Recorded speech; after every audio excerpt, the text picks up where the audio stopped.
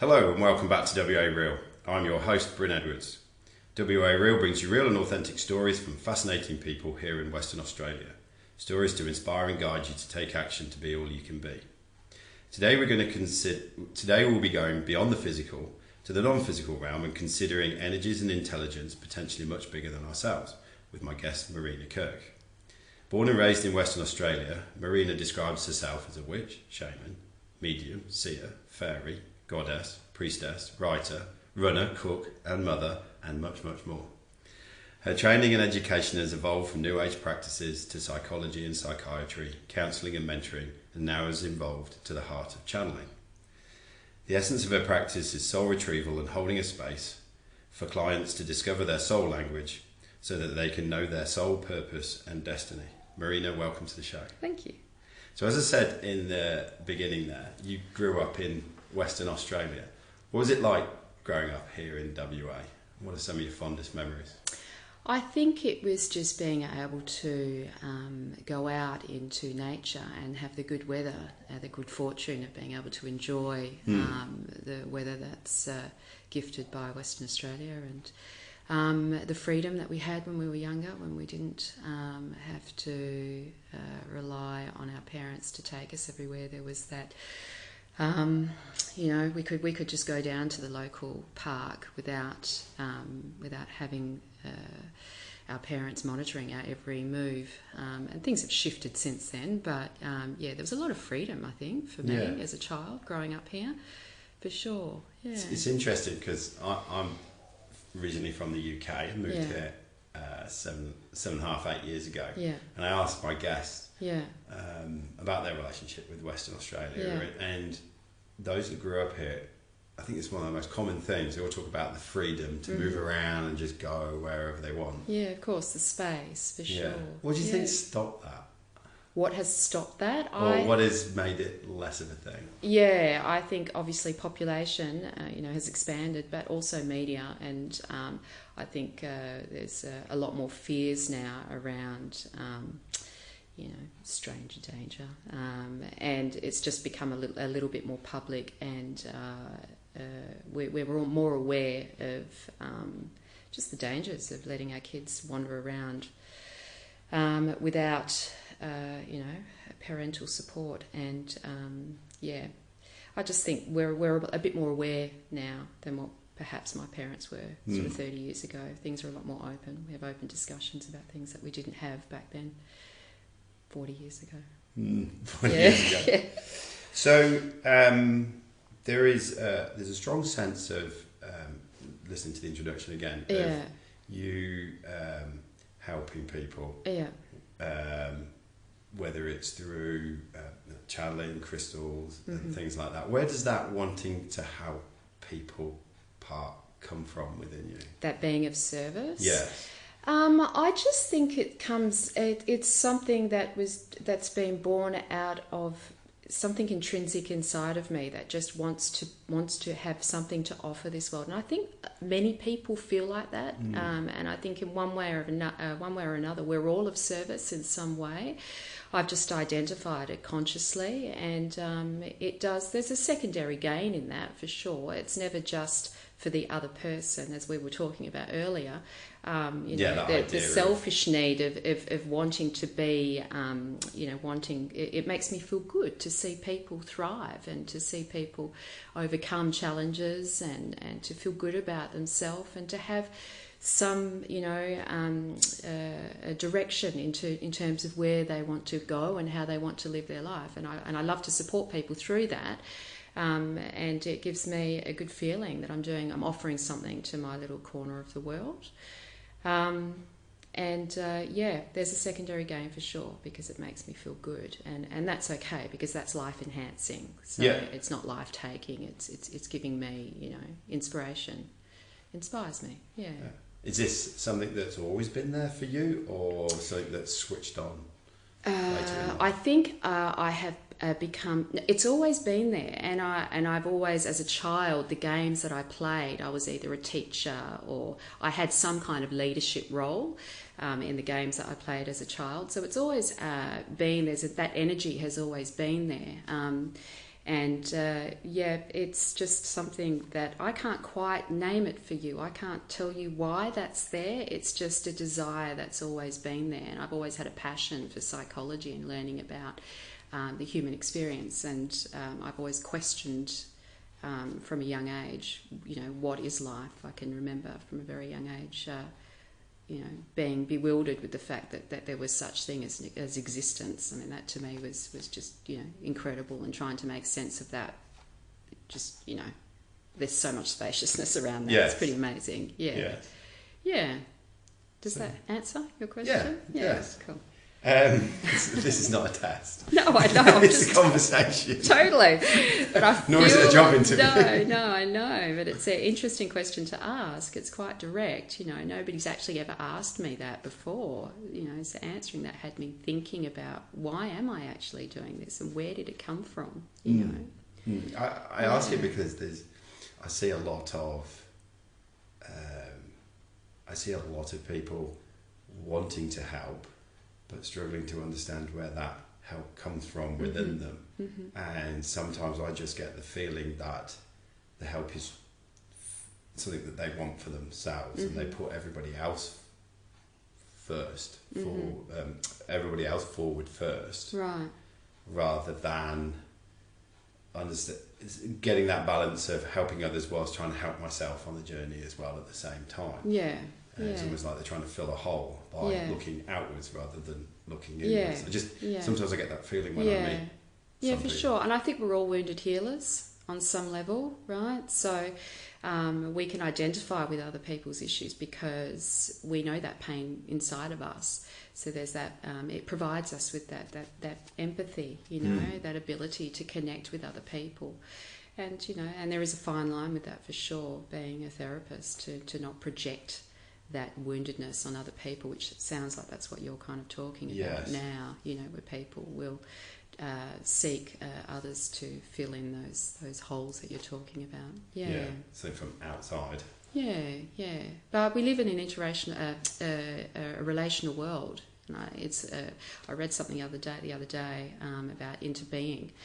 And into a relational world, that we don't know ourselves without the other, that we can't really know ourselves without the reflection, the mirror of the other. And even monks, they will spend they live in a monastery and they spend time with other people learning about themselves. So we do need other people to know more about who we are and what we are not as well. I think it's interesting when we start thinking about, why our motivations, in terms of why we're wanting to be of service, and in the context of what you were talking about, people wanting to fill those holes where, perhaps they're wanting to know about more of who they are through the other, which makes perfect sense to me as well. It's interesting as you said that, because I interviewed a guy who left Perth when he graduated from university and went and lived in a Hindu monastery in Hawaii for 10 years. And he was saying how it's so very close and you get to learn more about yourself and how you interact so much quicker. Right. And we were having we had quite a bit of a conversation around the similarities between that and my time growing up in a boys' boarding school, and how close they were and how much you learn about yourself because there is no space to disappear. Right. Yeah. Interesting.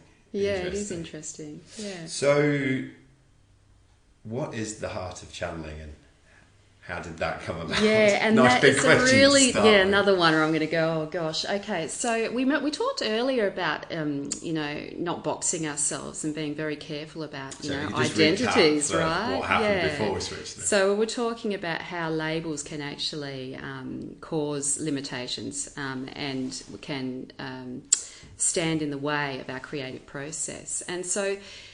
Leading on from that, the heart of channeling for me is about the creative process, and I believe that the heart is the portal. I chose those words because it felt like it encompassed a lot more than just what channeling is, because I think channeling is the creative process. It is, it's an explanation for the creative process. And so it's not something that has one direction. I have quite a few different streams that I flow through and flow into, and it's in a continuous evolving energy, if you want to explain it like that. It's quite difficult to explain, but it is constantly moving. It's constantly in movement. It's never really static, and there's always change involved in what I do.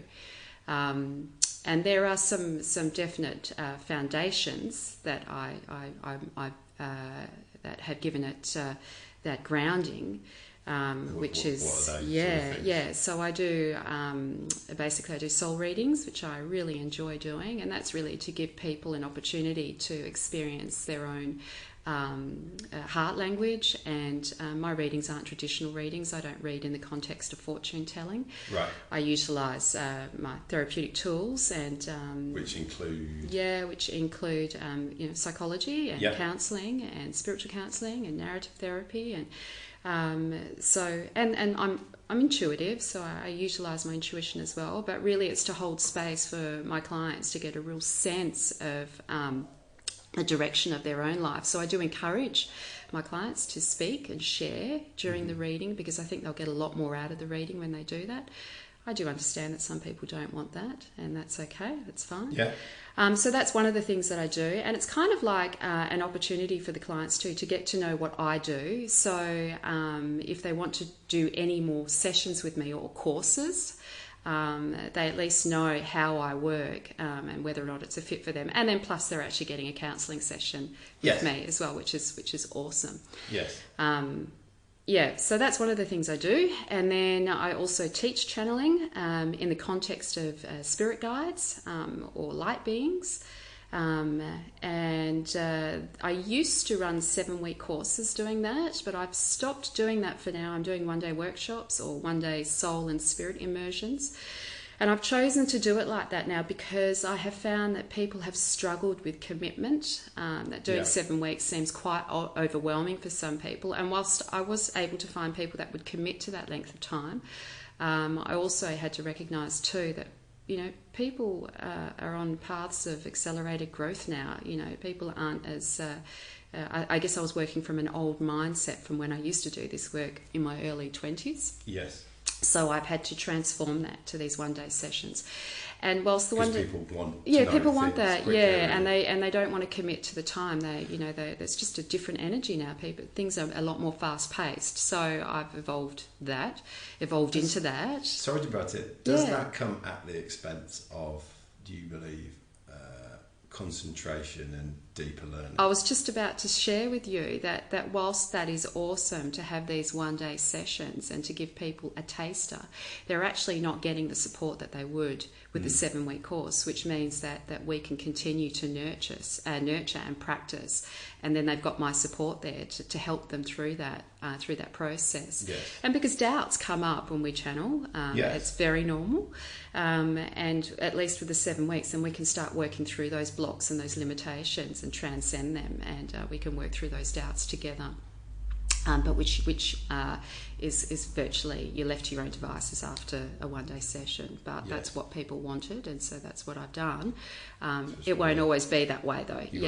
So there's an element of you want to meet the market and put bread on the table. That's right. Yes. Yeah, of course. And so the other work that I do is hypnotherapy and counselling and therapy, and I run group sessions. I really enjoy running group sessions, and also do one-to-one sessions. And I guess that's one of my favourite things at the moment. I'm really enjoying that, and I'm studying a little bit more about hypnotherapy now, doing a clinical hypnotherapy diploma. Yep. And it's something that I feel quite passionate about because it did change my life many years ago. About 7 years ago, I explored hypnotherapy myself, and it was life changing. So I know there's medicine for me and for my clients in that. Yeah. So it helped me overcome some chronic mental health issues. Right. I had a very traumatic birth with my giving birth to my daughter, and I nearly died. And I was needless to say, I was pretty traumatized by the whole thing, and I had chronic anxiety after that. And that wasn't the only reason I was experiencing anxiety, but that was one of the big reasons. And I suppose you could label it with post-traumatic stress disorder if you wanted to choose those terms to name it. And having worked in psychiatric mental health, I knew that medication wasn't the path that I wanted to take because of the side effects. So I chose to look for something alternative. And I had never experienced hypnotherapy before, but I took a leap of faith and I found someone that was local, because it was actually quite difficult for me to get out of the house and into the car to drive anywhere. Right, because of the anxiety. State you were in. Yeah, it had me in paralysis most days. So it was a leap of faith for me to go and do that, and it wasn't a quick fix. And I think sometimes people presume with hypnotherapy that it is something that will fix your life. It wasn't really like that for me, but it helped me to excavate my inner resources for me to be able to heal. And it was... I like that phrase, excavate your inner resources to heal. Yeah, that's essentially what it allowed me to do, and it empowered me to heal my life, and she held space for me to be able to do that. And of course, she was very wise as well, so she had a lot of knowledge, and she spent some time sharing her wisdom with me too. So it was kind of like a mentoring and counselling session at the same time. It was really useful, and so I wanted to be able to offer that to other people as well, so that they can have an opportunity to really discover the power within them to be able to make the changes that they need to make their lives work. Superb. So it was a pretty amazing time working with her, for sure. She's an amazing lady. Her name's Marina as well. Oh, right. Yeah, she's wonderful. There we go. So you mentioned the word channeling several times. For people who have heard it, not heard it exactly, what is channeling? Yeah. And what are you channeling, or who are you channeling? Yeah, okay. So I think of channeling as being like a conduit. So we are opening ourselves up to the creative process. And some people will speak about channeling in the context of channeling guides, and that's okay if you want to name it that, but essentially it's awakening to our own creative process and allowing ourselves to experience our own inspiration in whatever way or form that comes. And sometimes people will say that they're channeling their higher selves, or that they're channeling a guide, or sometimes people don't even know where it comes from. They just say divine, the divine, or or God. So I think essentially it is the inspiration that we have within us, and allowing that to flow through with greater ease. Right. Is what I think channeling is. And not get in the way of ourselves. Yeah, to kind of move out of the way in the context of our rational self. But I feel that the channeling is essentially a co-creative process, that we never really get out of the way. We just open up to more of who we are through tapping into our higher mind, maybe, if you want to put it in that context. For me, it's my soul, so it's about anchoring into my soul space and allowing that to translate the light that's coming through, because we're always translating. I don't believe that we literally step out of the way and we're not part of the process, because it cannot exist without us participating in it. We are the channel. We are the portal. So we're always part of that process. Is that we are physical selves, or is physical and excuse me, the heart, which I talk about. I don't think we're separate from the channeling process, and that's where people start to doubt channeling, because they think they're supposed to be out of the way, and something else is going to take over and step in. Right. And my belief is that we are meant to be at the forefront of the experience, not necessarily the guides or the divine that they think is giving them all the answers. That all the answers we need actually are contained within us, and we're always translating. It's a co-creative relationship. We're working together. We're not really separate from the experience. So yeah, I guess you could go on YouTube and you see channels and then they go into this state and trance state. I've watched a number of YouTube videos with Daryl Anker and Bashar and sort of he steps to one side and then there's this other entity that talks. Yeah, but that entity can only talk through him because he has been a participant in that process. Yes. To be able to allow him to trust his own creative process, to let that voice come out and to use his own cognitive framework. Because we're always translating. We're always translating, and that's his way of translating. We're translating light. So I believe that when we're channeling, we're translating light transmissions. That we are light. Yes. We are light. Yes. And the light, we're translating light, and whatever it is that we're translating is light as well. So, and it has a harmony, a frequency. And we're translating that harmony and that frequency. It has a feeling note that comes through our experience.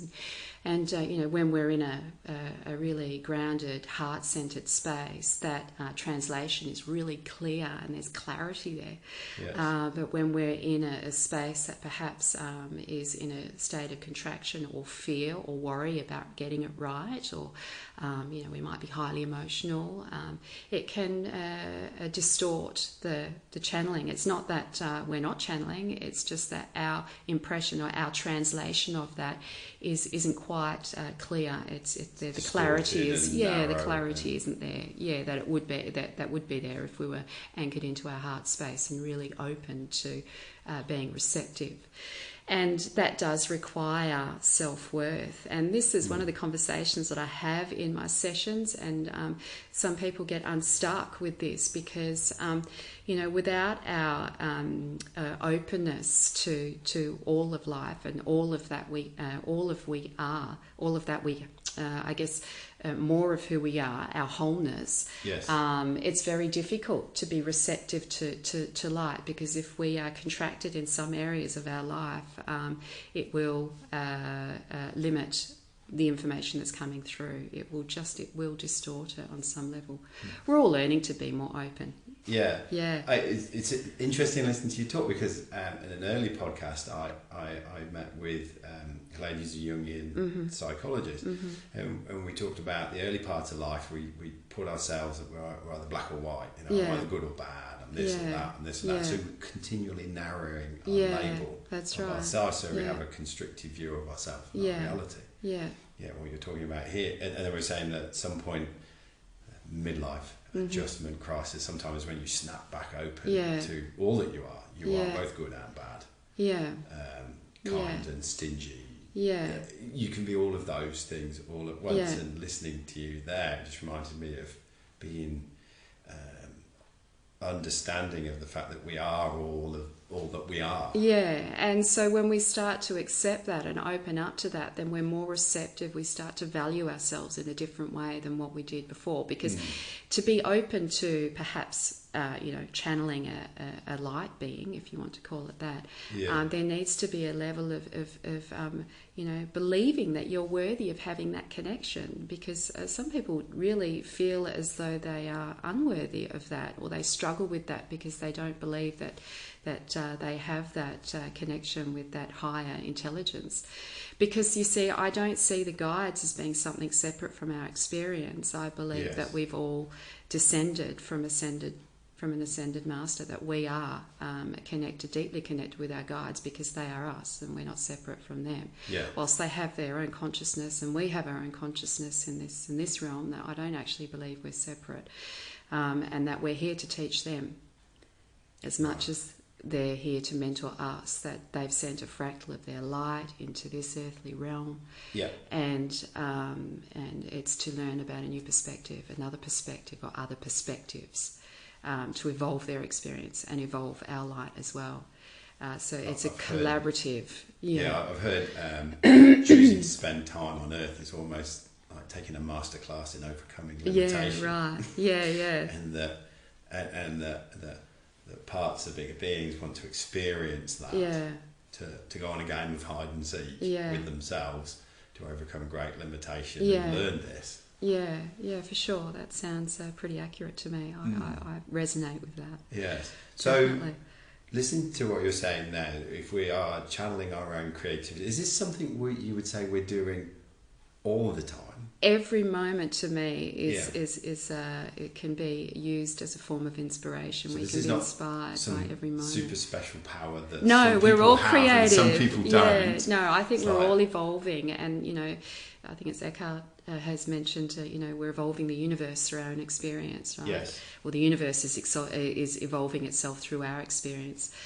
So I think we're always evolving and we're always changing, and life isn't static, it's always in movement, and every moment is shifting and moving and changing, and it's providing us insight in it, and the inspiration in those moments to open ourselves creatively to more of who we are. I don't think that we necessarily are static and that we're stuck in one way of being. I think identity is fluid and it's in constant motion, and we change, particularly as well to meet the demands of the audience. So I have like the teacher's hat, and I have the mum hat, and for different audiences our identity can shift and change. I suppose an over focus on identity and I'm this and I'm that makes us more static. Yeah, for sure. So so if someone's listening to this and going, okay, so I'm channeling. Yeah. But when does it feel like you are a more fluid, in tune channel, and what does that look and feel like to you personally? Yeah.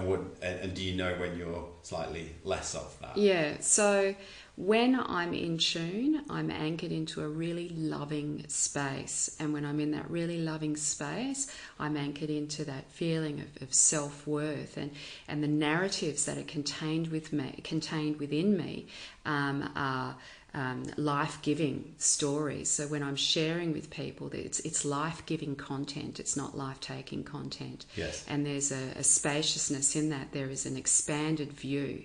It's like there's an ability to be able to see the higher perspective or the greater purpose. When I'm out of whack, it's usually when I'm emotional and I've got my own issues are arising, my own wounds are being triggered, and it's when I'm not believing in something. It's like the emotional wounds can tend to point us in the directions of where we're actually limiting ourselves. Right. So when I'm in those deep emotional states, such as being angry or hurt, or because that's coming from a place of an egoic state. And it's not that I don't think that ego is important. Ego provides us with that identity, right? Yes. So I'm not anti-ego. It just it contracts our experience and it limits what we're able to perceive, because the ego is so desperate to control. It's wanting an outcome, and it's wanting to be able to predict, and it's wanting to be able to have some kind of knowing of what's beyond the present moment. And when we start to attach ourselves to that, then the reading can lack that clarity than what it would if we were completely present with who we are now, which is really a free space where we're not really attached to what happened before, because our pain usually comes from the past, right?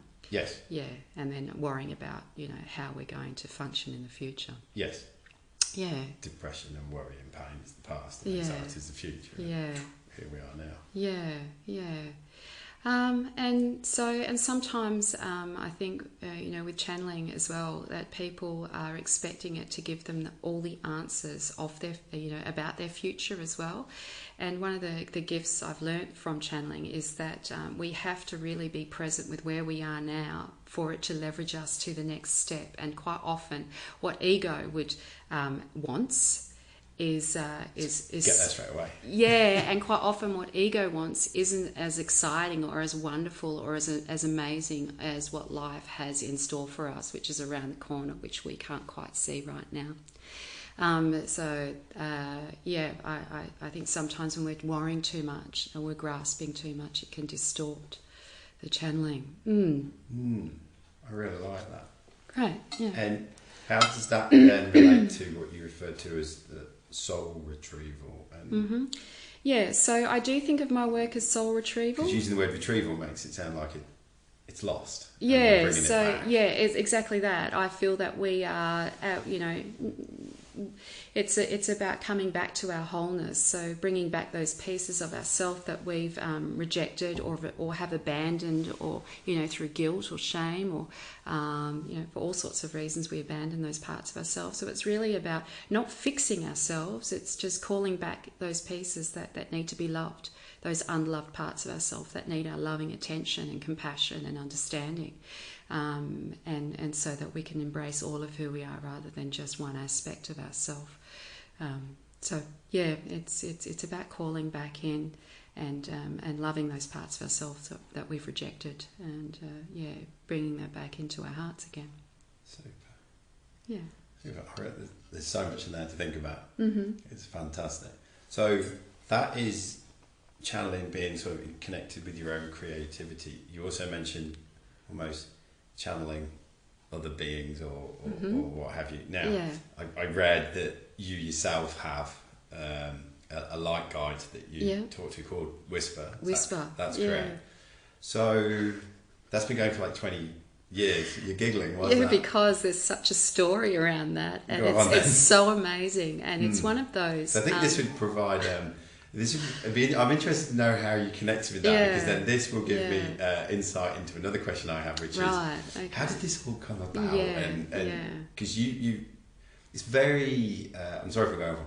It's very easy for us to look around and deal with physically what we see. You know, there's this chair, and you know, if and it's physical, and you know, if I was to, you know, touch you, you'd feel it, and this, that, and the other. But what we're talking about is beyond the five senses, and it's, you know, we all often have a limited view that we are just five senses. Why can't there be 6, 7, 8, 9, 10? You know, so tell me about how you connected with Whisper. With right. Whisper. So, and does this help chart some of your this is a long channeling? story. I'm just looking at the time. I'll try and keep it pretty simple, or condense it a bit.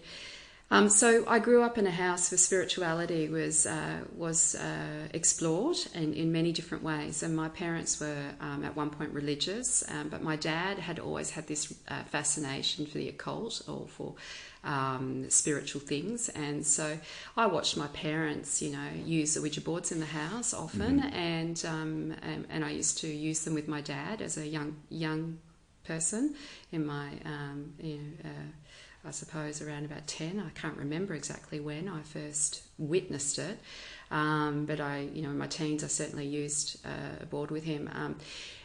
Anyway, so from there I just had this I found it absolutely fascinating, and there were so many incidents during that time when I explored channeling spirits, or channeling beings, light beings. There was incidents that had me really questioning, you know, what is this? This is just incredible. And is it scary? There were some moments where, and we'll talk about that soon, where I was afraid of what had unfolded. But I've since learned now why that happens, which may be contradictory to what people think. But I'm happy to share that. Anyway, so I started to explore psychic development when I was in my late teens, and I found some classes, and one of them was called the Acorn group, I think, and they used to run regular classes there, and so I started learning about spirituality and psychic development, which I'm not sure are both the same thing, but they kind of intermingle with each other. And I learned about channeling there, and of course it was very fitting for my Ouija board staff, so I was like, you know, quite interested in that. I ended up buying myself an Ouija board, or a friend gifted it to me actually, and I bought one after, an Ouija board in my early 20s, and we decided to use it regularly, and that's how we met Whisper. and he named himself Whispering Wind at the time, and we shortened it to Whisper, or he shortened it to Whisper. And it was a journey. It was a journey about at that time I was going through I was in a very difficult relationship, and I suppose it was bordering on abuse. And Whisper had really given me faith that there was something greater outside of myself that was there holding me through this, and providing me with courage. And so he really did nurture my experience through this relationship, through my friend at the time. And then we also invited my sister in and her friend, and so we used to have coffee and cake with Whisper on a Saturday, and he would basically counsel us, and that's what he was doing. He was counselling us. It was... That was through the board? That was through the board. We would all turn up. Spelling things out. Yeah, it's such a long-winded, hard way of doing things. Just one up from Morse code. Yeah, but I enjoy doing that because it's an embodiment of experience. It gives me a sense of really feeling the energy rather than just channeling through the mind, because it is a whole body experience, which is what the board has taught me. Excuse me. And so I was smiling before because kind of giggling about it, because there's been so many amazing experiences with him that, has given me this absolute faith that there is a guide, that we all have a guide, and there is so much that we don't know as well, and there's so much mystery. There are things that we did during those sessions that were just, life-altering, and I can't pinpoint one right now. I'm trying to think of one that's really that interesting, and I suppose they're really meaningful to me because they were, important to me at that time, and it's what gave me faith to be able to move on from a very destructive relationship. And and I trusted him so much that the day when he said it's time to pack your things, I did that. I really believed in him, and I think on some level he did definitely save me. He saved me and changed my life, saved my life as well, rescued me from a situation that could have been, I could still be, no, I don't think I would have been, but, without him, I'm not sure I'd be who I am today. Yeah. That's for sure. He's definitely had a massive impact on my experience. And he tells me all the time that he's not a spirit, he's not a ghost. Probably is a better word. I'm not a ghost. That he lives somewhere out in the stars. Yeah. And that he has a physical body, and that he's communicating with me through light language. Right. Does he tell you where he is in the stars? No. And I think partly that's because I don't think I have the cognitive framework to be able to completely understand that, to be able to explain that. All I know is that he lives. Somebody else could probably explain it for me. And the guides will often send people to us to provide us with those explanations if they're really important. He's not that concerned about that. He's more interested in our relationship and evolving our life together. He's not a twin flame, as some people will refer to their guides as being their twin flame. Yep. He's not that. He's more like a mentor, a father, perhaps. Right. And is it two-way? Is he receiving from our relationship? Yeah. For sure, because we're fulfilling a purpose together. Right. His purpose is really to hold people like he did me. To get them in touch with their soul essence, with who they are, so that they can fulfill their purpose, their destiny in this lifetime. And, he calls himself the guide's guide. Right? Yeah, which is interesting. And has this...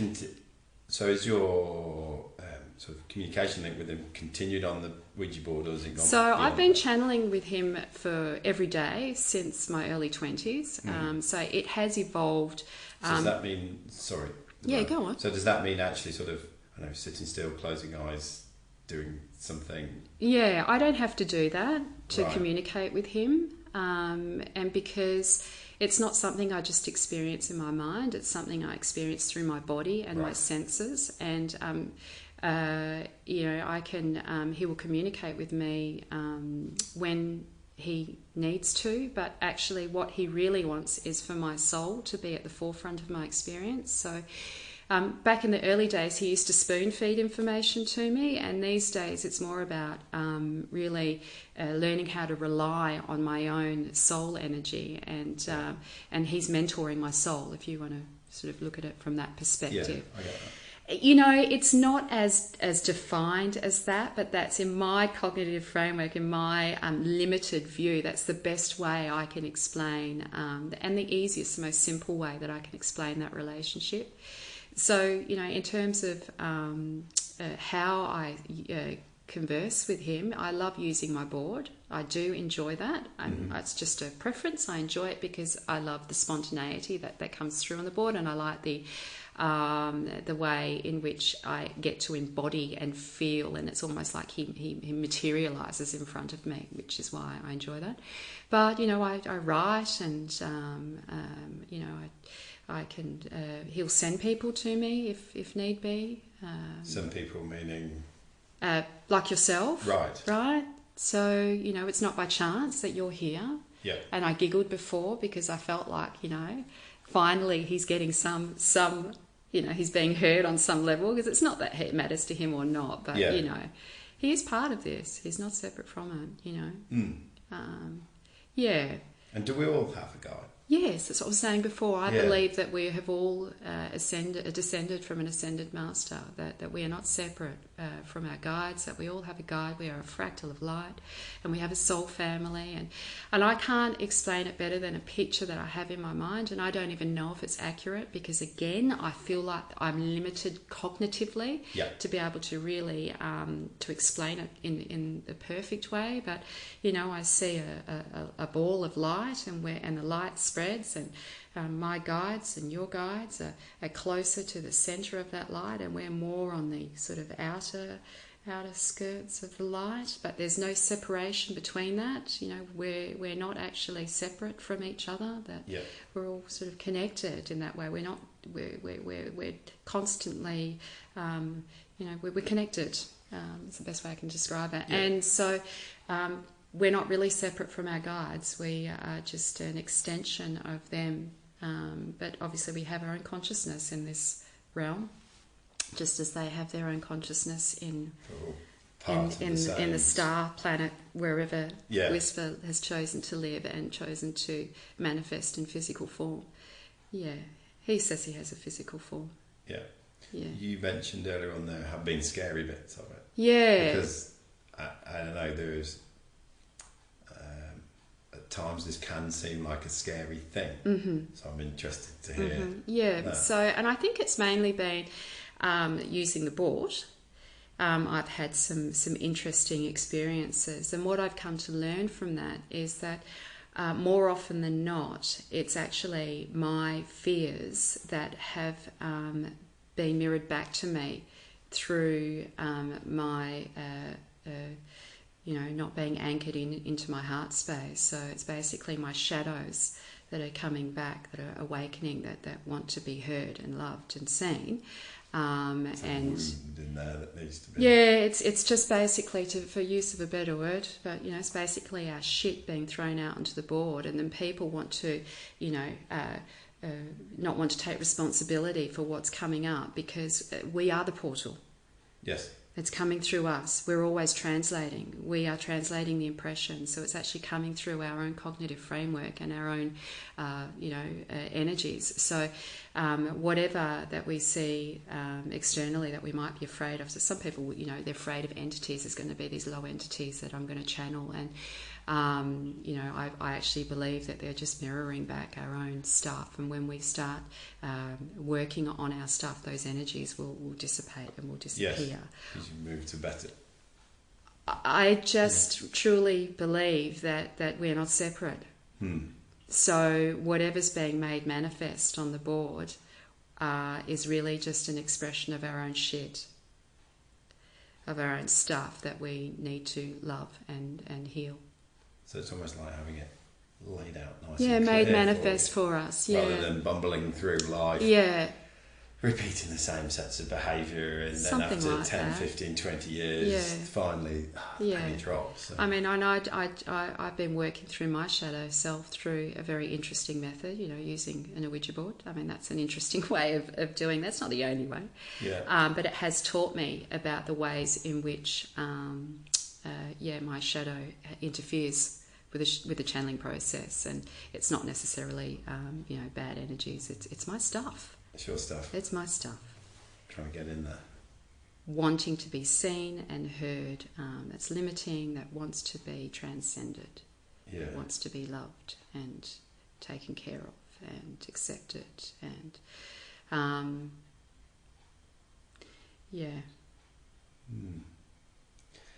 What do you think? What do you think life in society would be like if we were more open to this, and that we actually made talking to our guide more important in our daily life? Mm-hmm. I think we'd be definitely more inspired, and I believe that we would be more in alignment with who we are and what we want, what we truly want. We'd be valuing our life in a different way, and our life probably wouldn't be so motivated by material gain or what we think we should be doing. It would be motivated from a deeper place of authenticity. Yeah.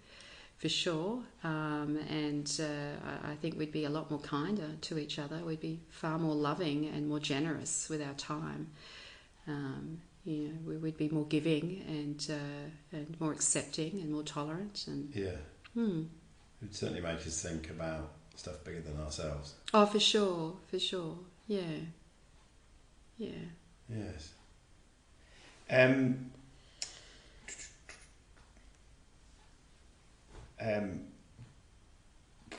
So I'm still taking That's a lot. All right. There's still a lot to take on board there.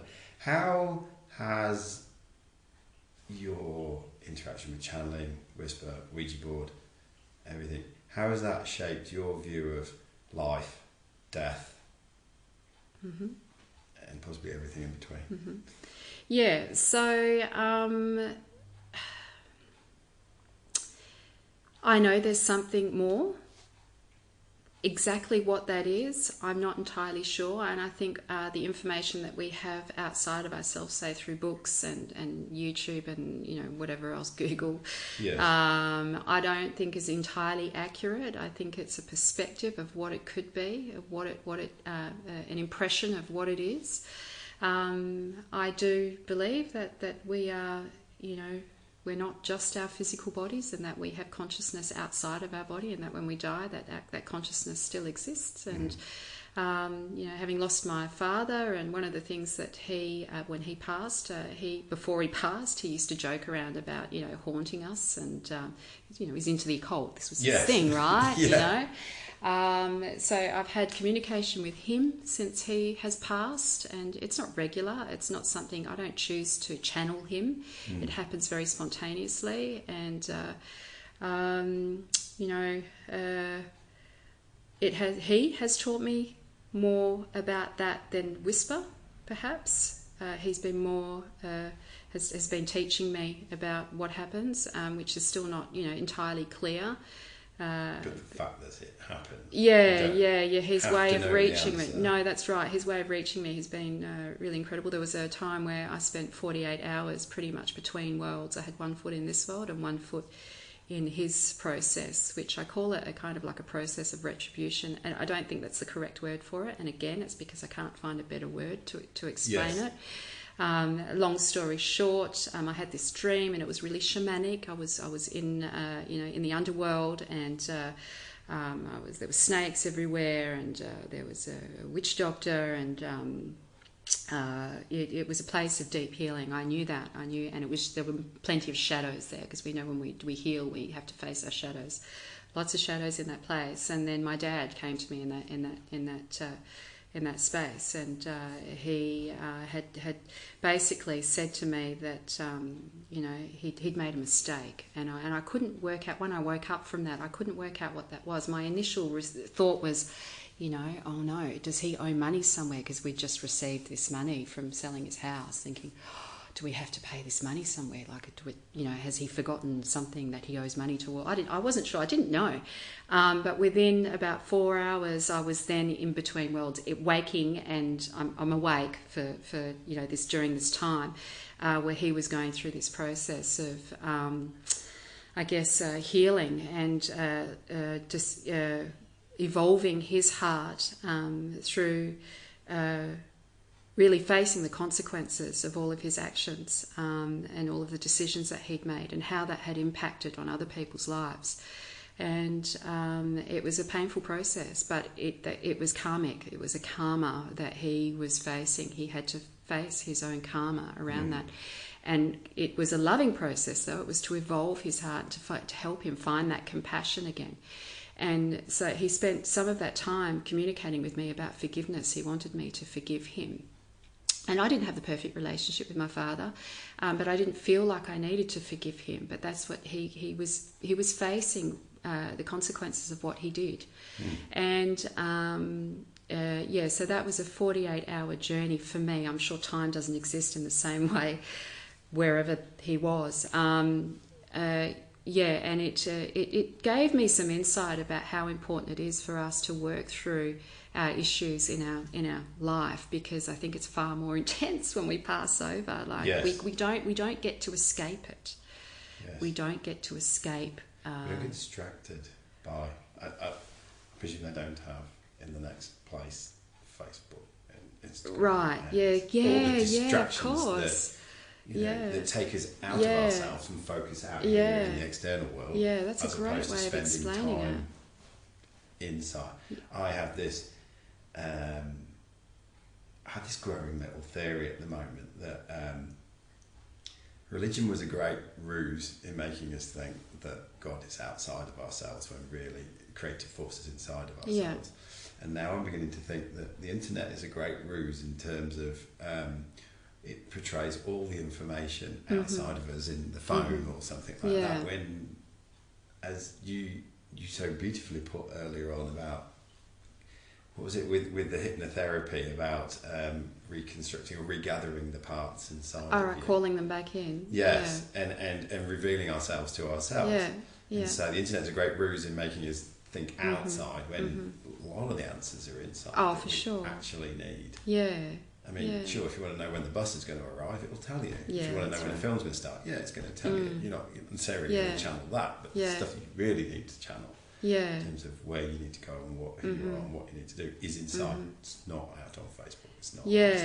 Yeah, and I think with the experience with my dad, it wasn't something I had a huge amount of control over, which did frighten me a little bit. And there was a point where I went, I'm not sure I like this anymore. I wasn't handling it very well. I don't know why I just shared that. I just decided I would. It was just a really interesting process. So it made me realise, going back to what I wanted to say, was that we don't get to escape our problems. Yes. We don't get to escape them, and that or the problem that the easiest time to actually work through it is here. Not really over there, because of that distraction that you were talking about. Perhaps that really resonated for me. That sounded there was some truth in that for sure. That in fact it's more intense, and suicide, for example, is not the easy way out. No, because you're going to have to go and face it. And it's going to be 10 times harder, or more intense. Probably is a better word. More intense. It's like you have a theme to work through here. Something. It's a more gentle way, even though we think this is a really hard life. Life is hard. Well, I don't think that, but some people do feel like that. That's a fantastic reframe, actually. That this is a more gentle way of learning. Yeah, it's more fun. It's Earth is beautiful. We're of the great fortune of being on this planet. It's amazing.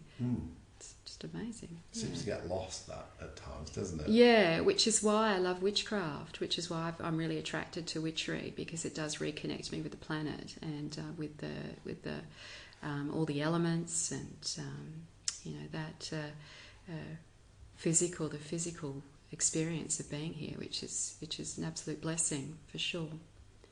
Yeah.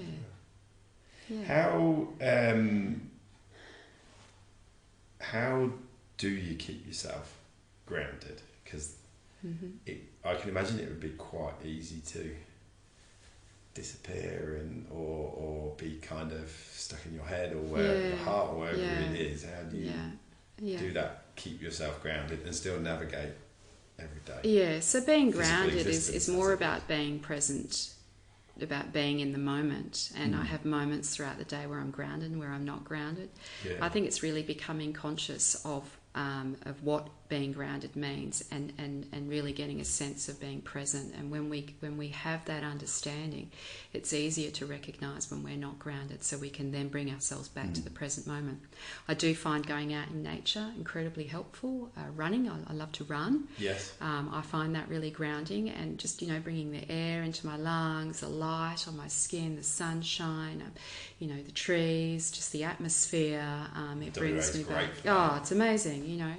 It brings me back into the present moment. And but I have to say that my life is kind of spent between worlds, right? So I've got one foot in this world and one foot in the other world, and that's how I choose to live. And I love that. It's just it's how I choose to live, and it's meaningful to me. It gives me purpose. It gives me a sense of.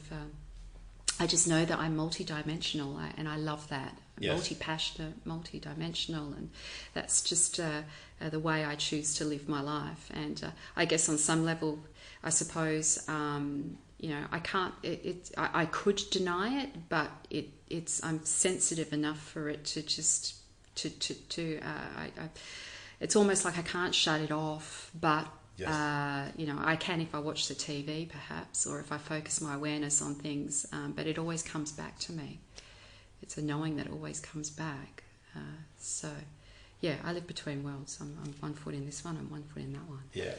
How do you deal with people that sort of go, oh, this is just rubbish, you're just making this up? Yeah, I don't really engage people. I don't engage people that don't resonate with or don't hold similar beliefs to me. I've chosen not to do that because actually I'm not really here to prove to people that this is real or not real. It's neither here nor there to me whether people believe me or not. I'm not concerned with that because I love it so much that it's very real to me. This is how I choose to live. And so I choose also to associate with people who value me and I value them, and we share similar beliefs, and so that I can speak freely about this without being, without being undermined. I prefer to be around people who are, like-minded, and I think that's healthy. I don't think that's a negative thing. I'm not interested in trying to prove things to people. In fact, I'd rather just walk away from the conversation. I get when there's a real interest there and people perhaps are new and they have some perhaps, there's some limits in their understanding, and I don't know everything. I certainly don't, but I might know a little bit more than the beginner, and I'm happy to share that. And sometimes it will trigger a person who's new to this, and they'll perhaps want to say, no, that's not true, and that's okay. That's fine. It's their own belief. That's fine. But I'm happy to be there in that way to give people alternative perspectives. But I'm not really here to argue my point to people. Not interested. No, it's interesting because that would be a very easy trap to get stuck into. Yeah. I guess in my earlier days, I say this regularly, but when I first started teaching or mentoring or training, I was in my early 20s, and I think there was a part of me at that time that had what I call a spiritual ego that presumed or I felt, and it wasn't coming from a place of wanting to be better, but feeling like I had this responsibility of being some kind of guru, that because of the position I was holding at that time, that I had to have these answers. I've relinquished that now. That's gone, and there's so much freedom in that. And I think when people first get on this path, there is that spiritual. That it's very easy to cultivate a spiritual ego because we think we have to have the answers. You get some new knowledge. You see things that other people don't, and then it's like, right, you should do this. Because I was sitting there thinking, it'd be easy to say, right, so everybody should spend time, linking in with their guide. And that's world right. would be just a better place. That's right. So therefore, that's what you should do. Yeah. But It's people's journey to find that. Exactly.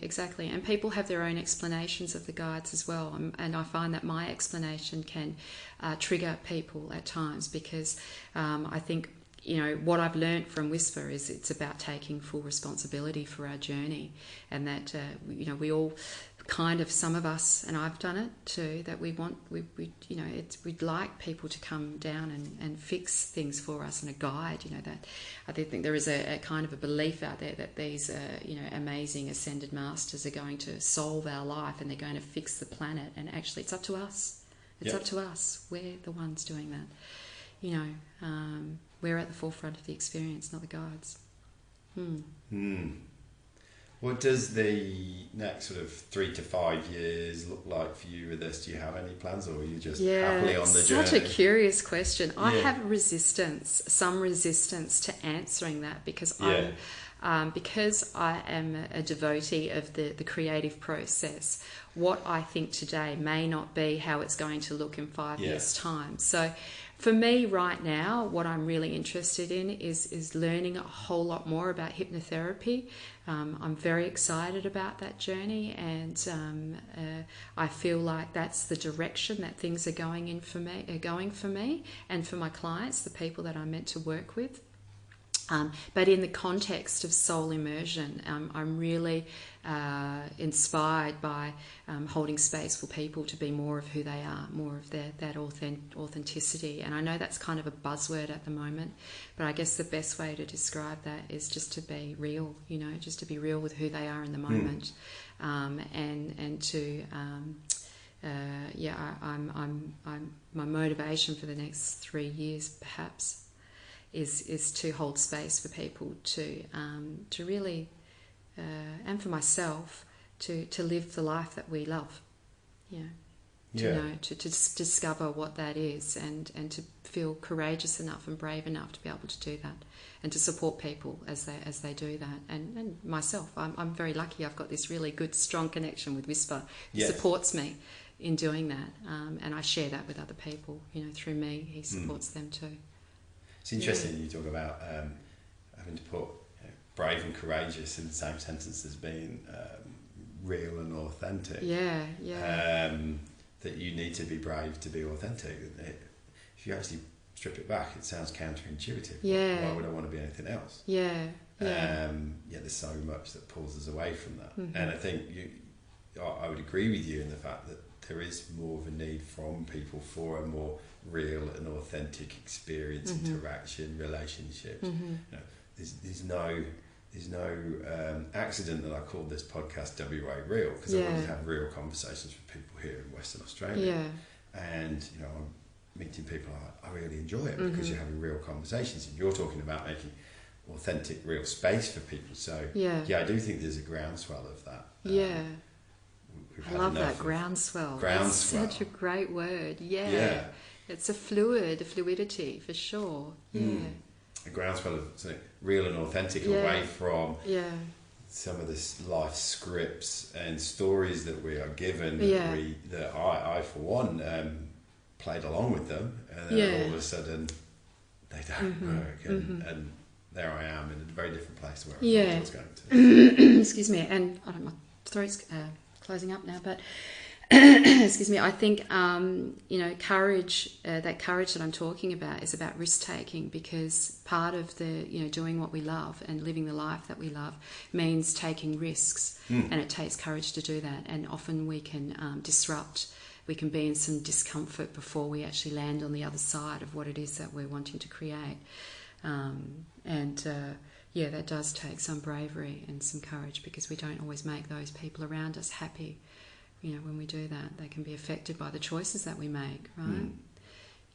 I suppose that they have one picture of you and they like it like that. That's and then right. when you go and evolve and change, it's like, that's now different.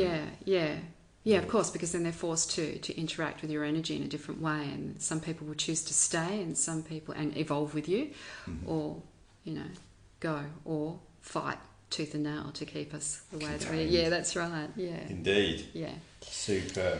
So here's a question I ask many of my guests: if you could go back to a very younger Marina, sort of, let's say 20 years old, and give her a piece of advice from where you are now, what would that be? Yeah, so it would be take care of your health, for sure. To take care, learn how to self-care, make that a priority, make that your priority to look after your body, because,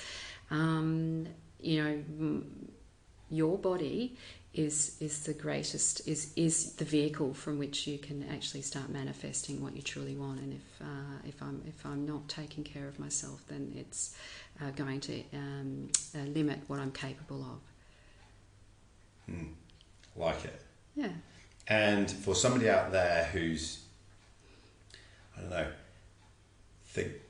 is interested in channeling, has some sort of sense of something else going on there, or this, that, and the other, what sort of advice would you give them?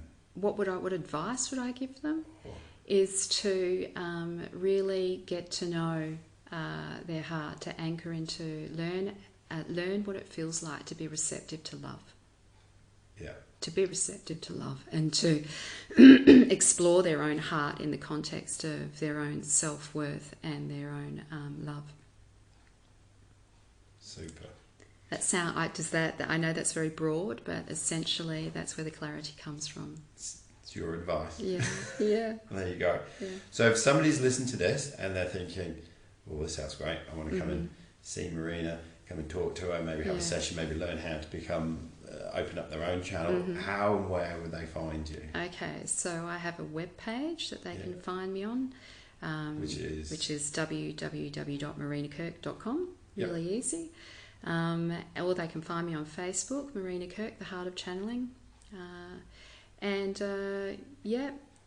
just to contact me, and I'll make time to create space. And I've got a couple of courses running at the moment that haven't begun yet, so they're welcome to attend, which one starts next Friday, which is the one-day soul and spirit immersion.